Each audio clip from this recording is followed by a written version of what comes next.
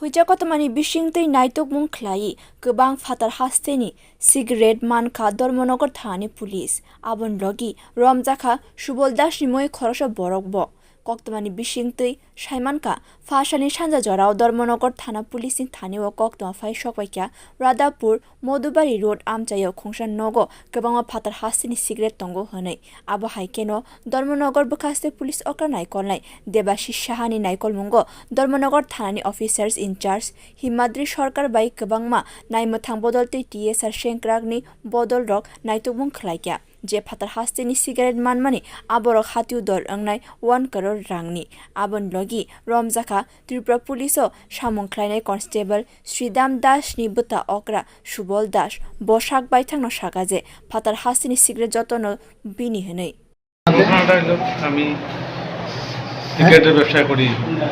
সিগারেটের ব্যবসা কি সিগারেট? মানে বাংলা সিগারেট। হ্যাঁ, এই সিগারেটগুলো করতে কেন তুমি? চাইনাতে গাড়ি ড্রাইভাররা আইনা দেয়। কবে থেকে আইনা দেয় এটা? মাস খানে করবো। মাসখানেক। তোমার নাম? কোথেকে আইনা দেয়? করতে যাই না, ওরা গাড়ি দেয় না। এখানে যে তোমার যে গোডাউনের ভিতরে পাওয়া গেল, এটা একটা পুরো গোডাউন ভর্তি মাল। এটা মাল কি?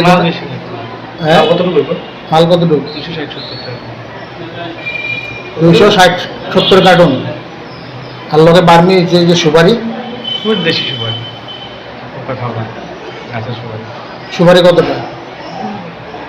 120-30 কেজি। 130 বস্তা কেজি। আর এইখানে যে মালটি আনা হয়েছে কারা আইনা দিছে আপনারা? দেখেন, এটা তো বিভিন্ন মানুষের গাড়ি ড্রাইভার আইনা দেয়। আমি জানি আমি কিনি, তারা আইনা দিচ্ছে, আমি কিনে রাখছি। এই মালগুলো আপনি কই বিক্রি করেন? কিন্তু আমার থেকে আরেকজনে লইয়া যায়। কে নিয়ে যায়? আগরতলার মানুষের। আগরতলা সাপ্লাই দেন? সাপ্লাই দিন আমার থেকে নিয়ে যায়। একই কথা। তোমার ভাইয়ের নাম কি? এখানে আনিয়ে না।